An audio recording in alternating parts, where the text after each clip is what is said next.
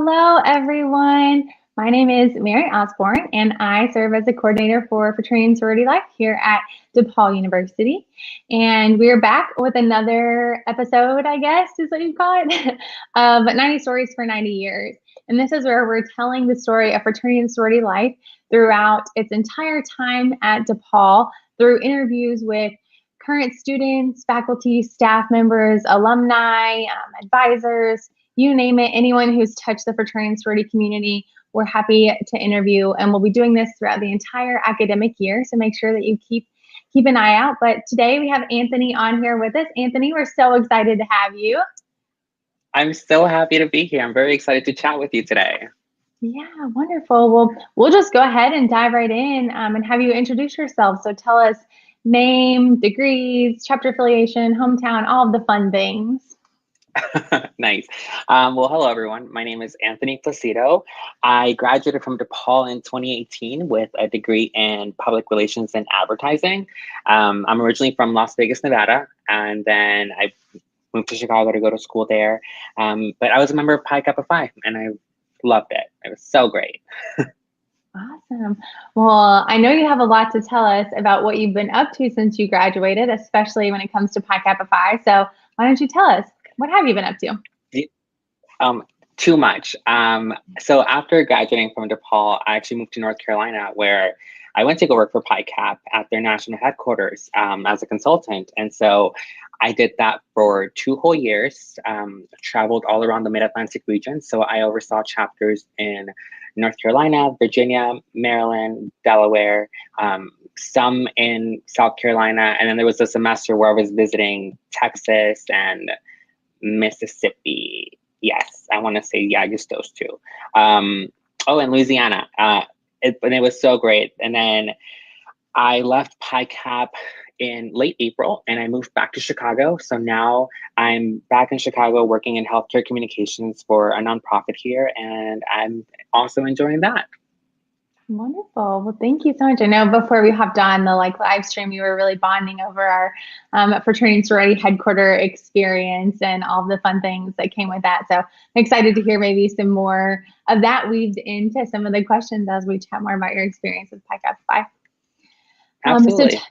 So tell us, why did you decide to join a fraternity and what drew you to Pi Kappa Phi, or why specifically Pi Kappa Phi? Yeah, so when I graduated high school, I actually went to school in Texas. Like my freshman year, I went to Southwestern University, which is in Georgetown, Texas, right outside of Austin. And it was a small private liberal arts school. There was my entering freshman class was 300 students, and Greek life was huge there. And I loved it. I loved that everyone was so involved, and I loved all the community events that they would hold.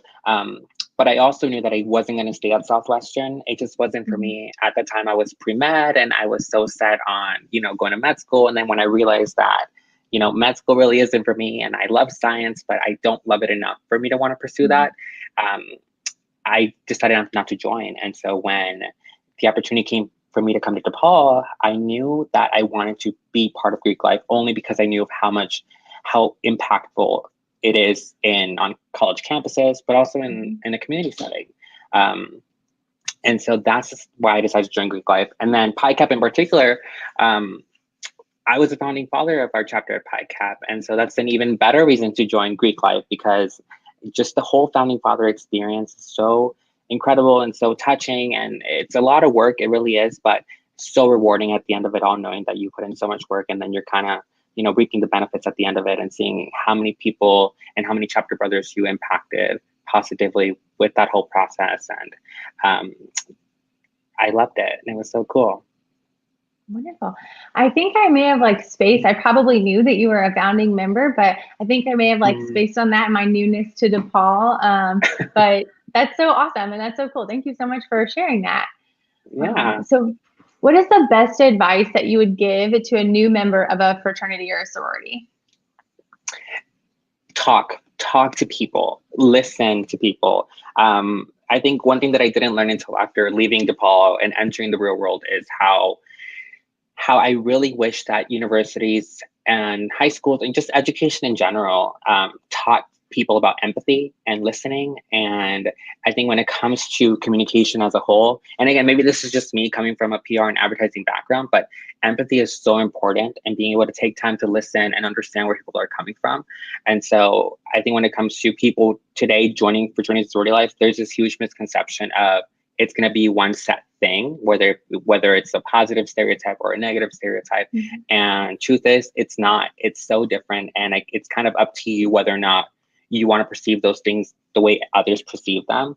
But there is so much to gain, and I think it all starts with you just listening and asking questions, and not being afraid to speak your mind and speak to people who perhaps seem like they share different values as you, because you might just find out that you have a lot more in common than you actually think you do. Yeah, absolutely. I love that advice.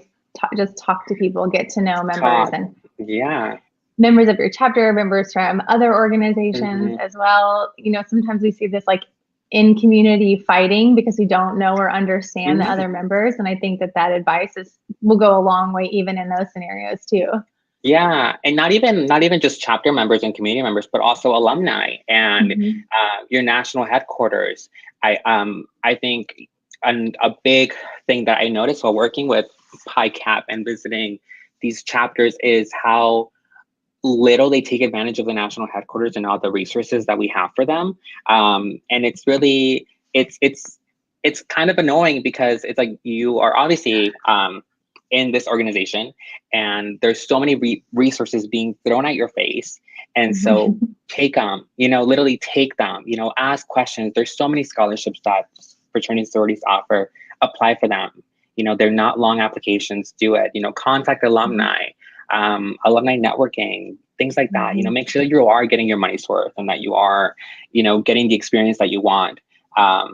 Because you have a lot of students who do graduate and kind of feel like they didn't do much with their Greek life experience. But I think being on the other side of the spectrum, and kind of the other side of the spectrum as an alumni, but also as a past headquarters staff member, it's kind of on you. You're the one who should have taken advantage, because there's so many things available. Yeah, for sure. I love that you brought up scholarships too, because I think that there are so many. I think that's a totally missed opportunity from I know I missed that opportunity as an undergraduate student, but you'd be surprised how few people even apply for them in the first place. And so imagine how great your chances would be if you would just, apply for those scholarships, for sure. Oh my gosh. It's insane because we have like local scholarships for local chapters, but then we have like study abroad scholarships. And then there's like scholarships for just freshmen and sophomores and juniors and seniors. And all you have to do is ask, Yeah, absolutely.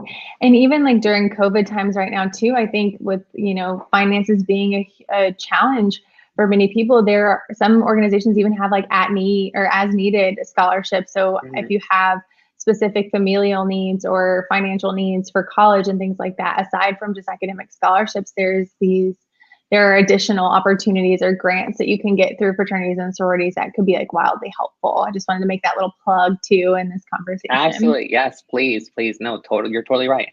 Yeah.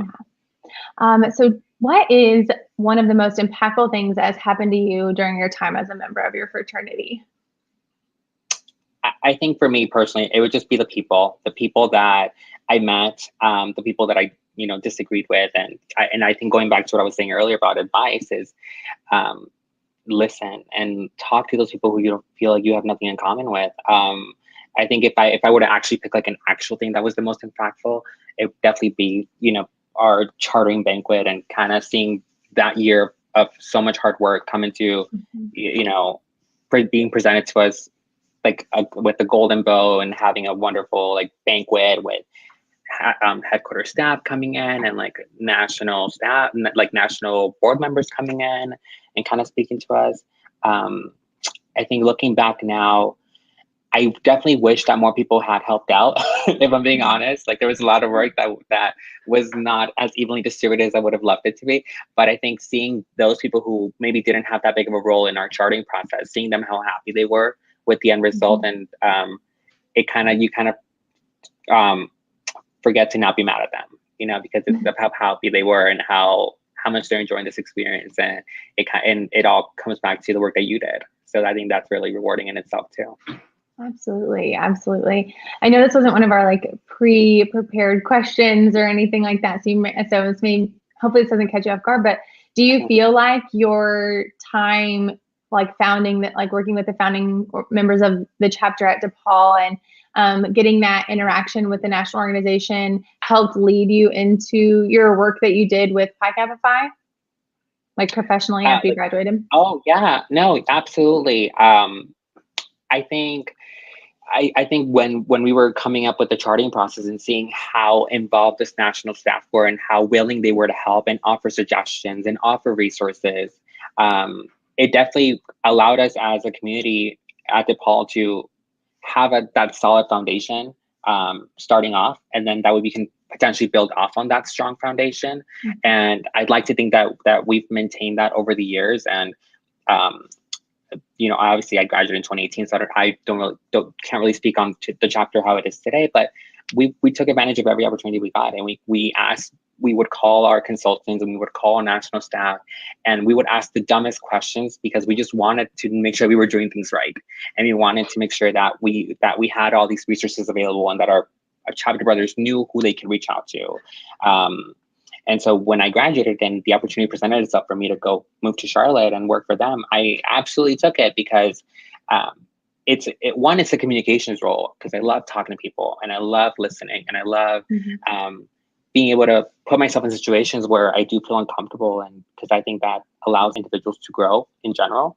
And so I absolutely took it. And so as a consultant, when I would visit these chapters and offer them solutions, I would encourage them and tell them, please take this advice or please take this resource. Like, you might not need it right now, but at least know of it, or at least write it down somewhere, because it will come back, like what the situation or the scenario. And I want you guys to be ready to act on it and not just kind of sit around wondering who's going to come and help you, because it's right there. You just have to call someone, Mm-hmm.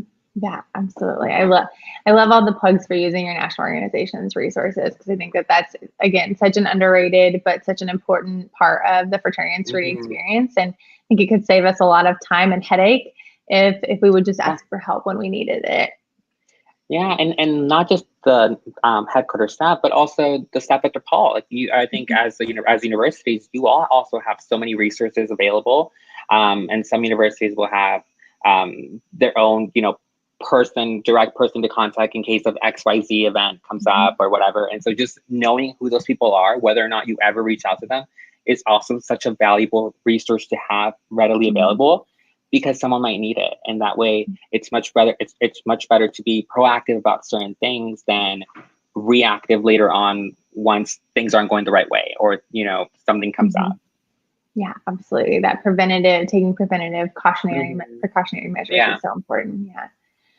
So what is your favorite value of Pi Cap and why? Oh my God, there's so many values of Pi Cap. I think my favorite one is accountability. I think when it comes to accountability, the great thing about it is that you're always going to be held accountable by the person you least expect it from. I think sometimes we all believe like, oh yeah, my friends are going to hold me accountable, or you kind of have that expectation of them. But I think more often than not, those friends will not hold you accountable because they're your friends, and they, just kind of want to make sure that you're having a good time and that everyone else in the chapter is having a good time. But it's always that random person that is going to pull you aside and say, hey, what you did here, or this event wasn't planned well, or and you will be held accountable. And I think it should be not viewed in a negative light, but it should be viewed as a learning opportunity. And just also, thank you for holding me accountable. Thank you for telling me I'm not doing this right, because if I mess up on something, it reflects on the entire chapter. It reflects on the university and the national organization. And so just little things like that, like, again, going back to the whole being proactive and being preventative measures, is like me holding you accountable for showing up on time for our charity event. It's like, it's good because now we have people here to help us out, as opposed to have chapter brothers show up half an hour late and having community members already there waiting and us like, where were you? And so I think that's one of my favorite values of Pi Kappa is accountability and seeing how it extends to different parts of chapter life and alumni life and just personal life as well. Absolutely. It's so funny that you said that because you're probably either the second, maybe, or third alumni that I've interviewed and that has mentioned accountability as something that had a huge impact on them post undergraduate life, that their fraternity or sorority taught them. I think maybe sometimes when we're an undergraduate, we don't see that as like a positive thing, right? It's like really hard to be held accountable. But when you look back, you're like, oh man, I'm really glad that someone taught me those lessons in this kind of like a safety net environment. That's what I talk with my students about. Like, this is your opportunity to like try and fail and like be held accountable and in a way that isn't going to drastically negatively impact your, future career and things like that. But you get to learn those same lessons here. Yeah, absolutely. No. And I think that's why when it comes to like an example, like philanthropy events, it's like, if I'm not showing up on time and people aren't holding me accountable, then that's only going to make me feel like I can show up whenever I want to anything because nobody's going to say anything. When in reality, it's like, if I'm not showing up on time and let's say relieving another brother from his shift or whatever, it's like he might be late to class or, XYZ other reason.